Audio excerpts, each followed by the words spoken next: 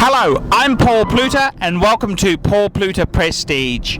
Today I'd like to talk about the Jaeger-LeCoultre Ladies Reverso, and in particular I'd like to highlight my wife's own Jaeger-LeCoultre Reverso ladies piece with the rare shadow dial.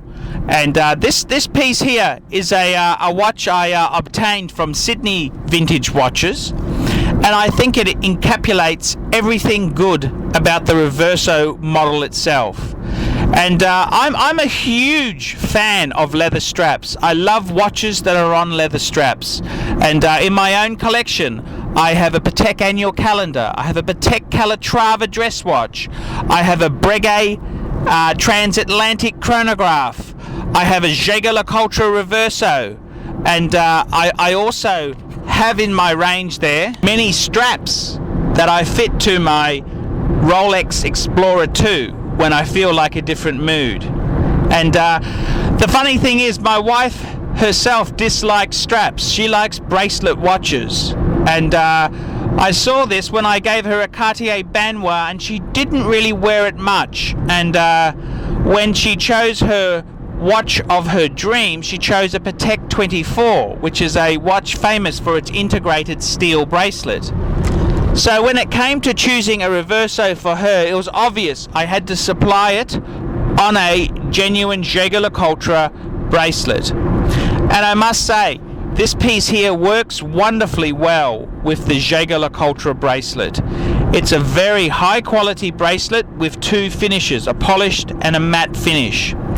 This piece here also, being a Jaeger-LeCoultre Reverso, I wanted the piece to be manual wind because I think that is the correct movement that the Jaeger-LeCoultre Reverso should have. And I'm very proud that this piece here has that movement. The other thing that I love about Jaeger-LeCoultre is its Art Deco history. And the Reverso itself came out in the 1930s, which was during the Art Deco period. And this piece here encapsulates that with the rare dial, which is the Reverso Shadow Dial.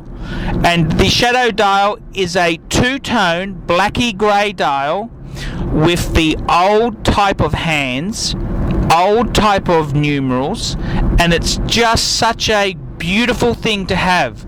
It's like a vintage watch except brought up to the modern standards.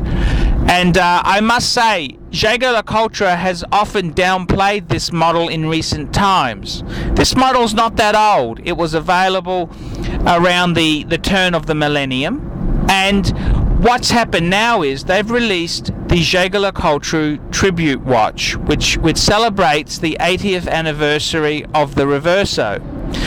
But you look at the shadow basically is the same thing because it uses that beautiful vintagey dial, a two-tone vintage type dial. And I think myself, bang per buck, you really can't go past a Jaeger-LeCoultre Reverso with this rare shadow dial. And I think in times to come, this will be a very collectible piece, and it will escalate in price. And it's kind of funny, but the tribute gets all the publicity, but if you looked a bit further in the history of Jaeger-LeCoultre, you would see some absolute cracker pieces. And this piece here is a beautiful ladies piece, and I think it's very feminine. It's my wife is a petite Japanese woman, and it suits her to a T.